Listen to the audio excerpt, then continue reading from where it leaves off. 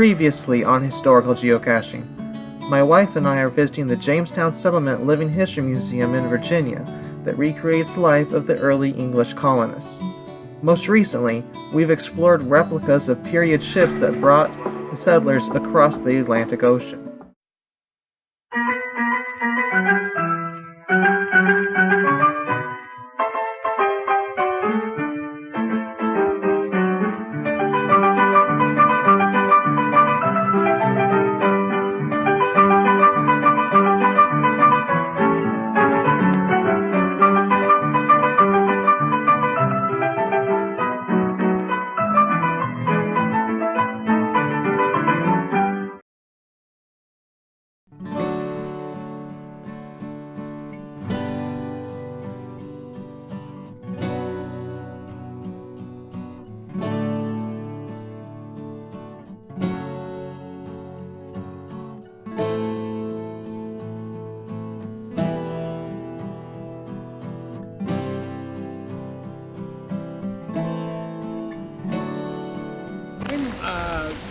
Making a strap for a spring pole lathe.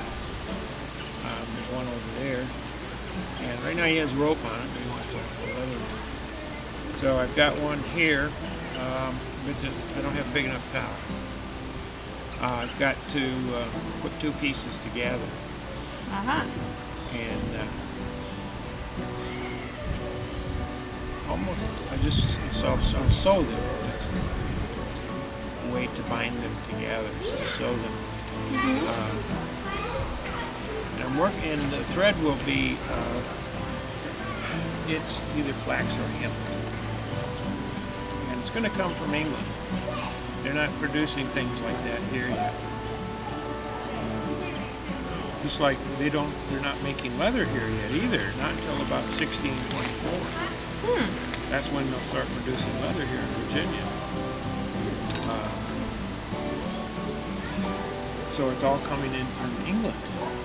And the leather that I'm working with here is steer hide, beef cattle. Not quite as thick as the ox hide that I have here for shoe work. This is to replace the heels and the soles of the shoes.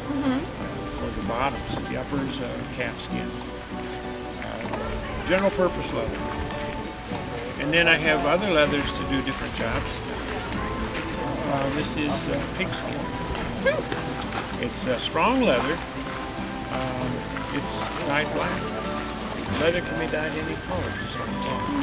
It has little dots on it where the hair follicles are. Interesting. Yeah, hairy pigs. This is sheepskin.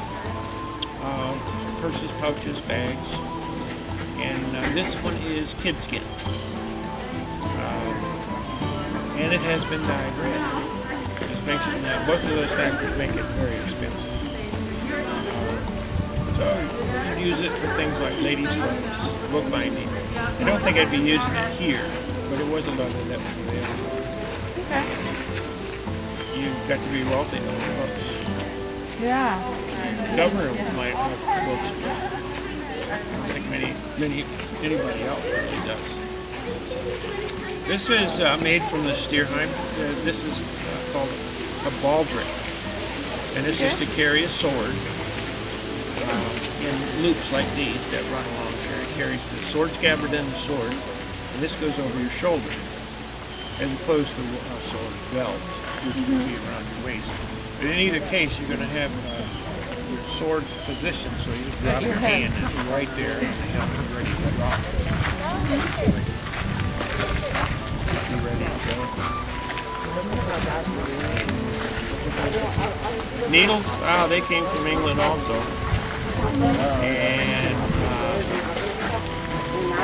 the needles that they had were copper. They weren't like the ones that we have today. There's a really neat website.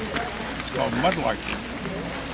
And they go in the Thames River and during the tidal and find stuff from the Romans, and earlier beyond the Romans, Victorian, all the garbage comes up. And there's just tons of needles and pins. They're thicker thicker piece of as we say, copper. Fantastic stuff.